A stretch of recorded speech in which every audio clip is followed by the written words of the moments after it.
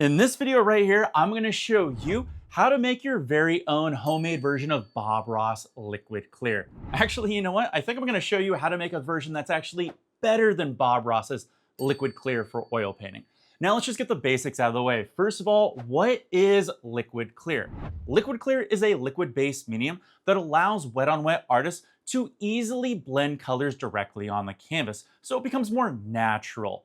It also allows you to keep your paints generally wetter for longer, and it'll add a beautiful luster to your colors once dry. So now that you know that, on to the recipe. First, we're gonna start with our base, which is gonna be 10 parts stand oil or 50% stand oil.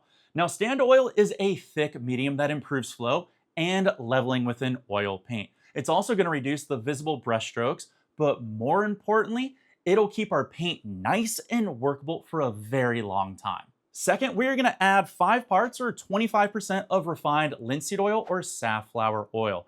Using refined artist grade linseed oil will make your paints very strong, flexible, and archival, while also giving them a slight gloss and rich finish to your colors and artwork. However, linseed oil can yellow over time, especially when you do use it in thick layers. More on this later in the recipe. Using artist grade safflower oil will actually increase the drying time, aka your canvas will stay wetter for longer, which is great for wet-on-wet painters looking to work for those longer sessions. Now, safflower oil won't yellow as much over time, but you know what? Safflower oil will dry less glossy, and it can appear more matte on certain colors when it dries. So basically just pick whichever one is gonna work best for you and your needs. You know what? Both work fantastic. Third, we have our secret ingredient. We actually are gonna add 3 parts or 15% of Venetian turpentine. Now, Venetian turpentine is a thick honey-like natural resin from a European tree. Artists use it to add beautiful glosses and enamel-like finishes to their oil paints. As a side note, a little birdie out there once told me that this is the special ingredient in Bob Ross Liquid Clear. So you know what? Shh, no one needs to know. Nobody's gonna know. Nobody's gonna know. They're gonna know. How would they know? Now, Venetian turpentine can actually be pretty hard to find or maybe rare in your area. So I did you a favor and I put links down in the video description. Now, some words of caution when buying Venetian turpentine. First of all, Venetian turpentine can also be called Venice turpentine or Venice turps, which generally means it's an imitation or manufactured version of Venetian turpentine. By my research and readings online, you know what? It works perfectly fine. It's just a little thinner in viscosity and may have a slightly different smell to it. Now, it's also worth noting that Venetian turpentine can also come in different honey colors, ranging from lighter to darker. Don't worry, it will not affect your colors or painting. If you do end up buying the Venice version, make sure it's the artist grade version for oil painting.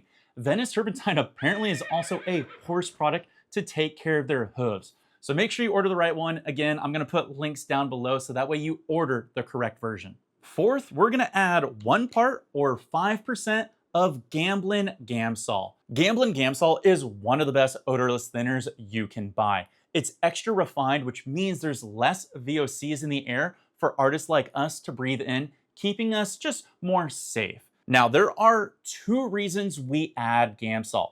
First is to thin down the mixture a tad so it'll be easier to apply on the canvas. The second is to help minimize that yellowing over time that I mentioned earlier in the video. Thinner actually has the ability to cut down on that negative effect. Fifth, we have another secret ingredient.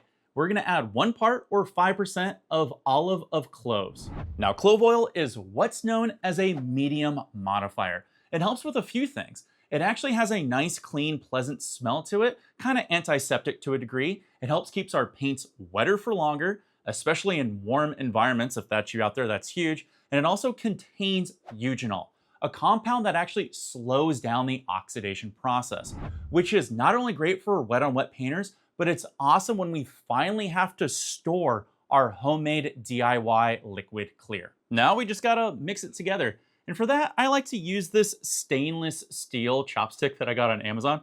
for super cheap, but you can use whatever you want. But if you're interested in this, because I like the stainless steel because it doesn't contaminate anything, I'll put links to it down below in the video description. Now, if you make a big batch of this, it will keep for a very long time in an airtight container.